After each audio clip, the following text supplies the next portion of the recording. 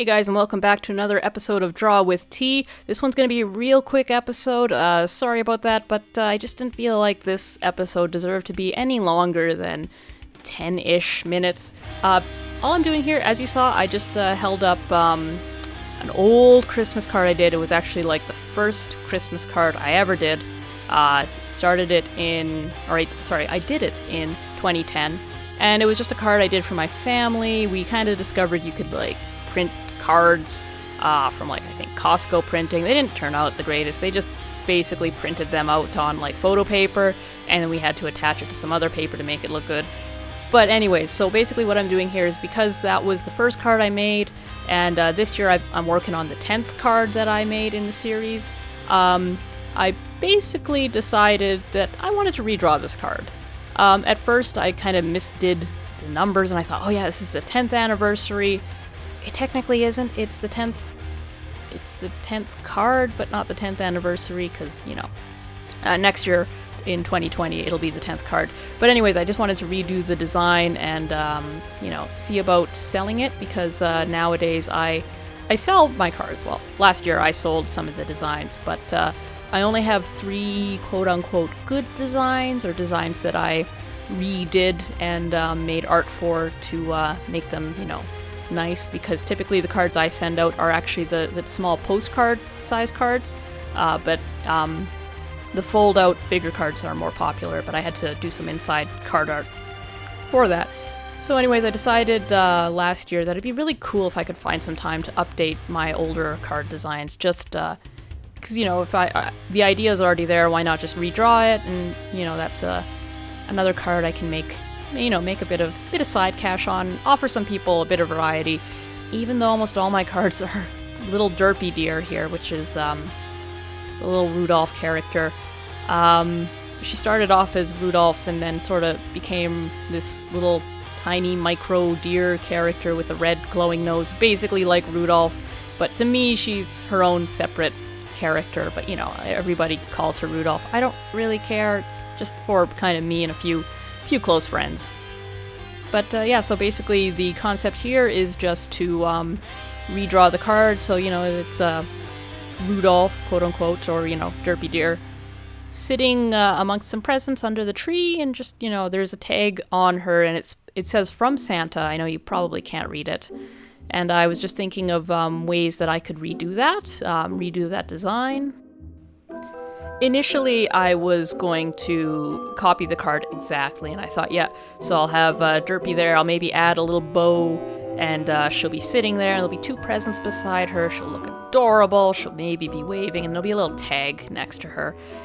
And then I was like, that maybe works, but I very quickly thought it would be way cuter to put her in a present and be popping out, and maybe her wee tiny little horns are just poking through the top, so it's kind of stuck to her head, and she's just really happy. It's Christmas Day, she's popping out, she's it's just the most ideal gift, or maybe she decided to give herself as a present, or just decided to crawl into a box, because that's something she does because she's really small.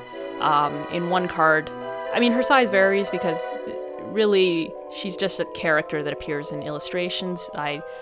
It's not like she's got an in-depth backstory and 12-page story or anything like that.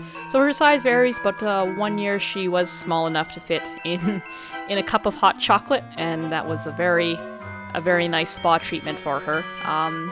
She's quite small. So I thought, put her in a box. That would be really cute.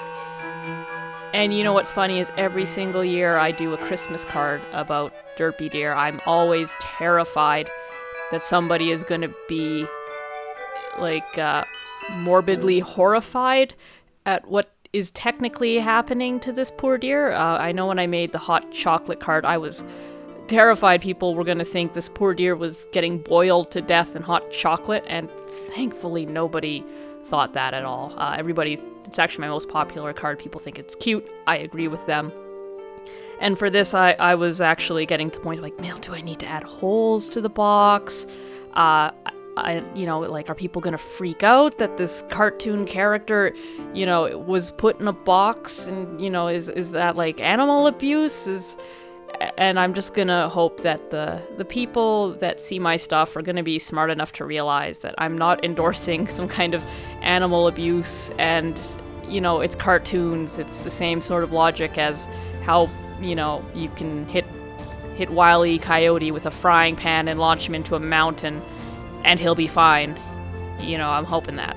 But I always worry about it for some reason. I guess because Christmas cards, they appeal to a very wide audience, and having worked in the food industry, there's a variety of very interesting people out there, and they have some very interesting assumptions about how the world works and how people are. And yeah, let's just say I probably know some people that would freak out and maybe consider me some kind of weird Nazi if they saw me doing this. I mean, there's probably other things they think about me as well, and I frankly don't care, but I'm an artist, I'm drawing something, and the idea is I also want other people to like it and not just myself, so there's always an element of worry to that. If you suffer from that, just know that that's very, very, very normal, and I've had a lot of friends that struggle with that even more than I do. Currently what I just drew there was designs for the back. So this is something new that I've been doing as of last year, where I actually have to consider the back art of the card and the inside art. Here I'm drawing up a 2-page spread. Previously I would just do the front cover and then the back of the postcard would be blank. When I decided to start printing these as folded cards, I found a printer that actually allows me to not only design something for the back, but to do a full color inside art.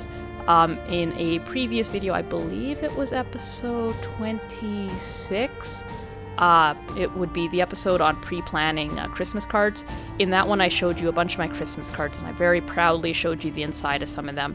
I think the inside art, is amazing. Some people tell me, you don't need it, just, sell the cards for the same price and, find a cheaper place to print it at. But it just makes a difference. Being able to open up a card and seeing this art you didn't expect to be there adds a level of wonder, I think. I got a card once and I was not expecting to open it up and just see this glorious explosion of rainbow that I got, and it was so amazing that I'm going to turn that card into a notebook once I get a chance. It was just, so after that experience, I always like to go a little bit above and beyond if I can. So yeah, I'm also going to be looking at possibly selling these cards to anybody who's willing to pay the shipping. So if you are interested, hey, hit me up in the comments.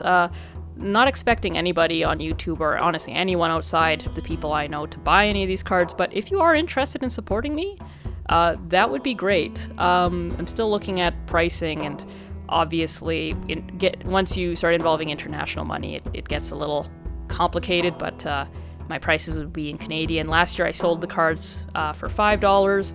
I'm going to have postcard options, so those will be a bit cheaper, still just got to figure some stuff out.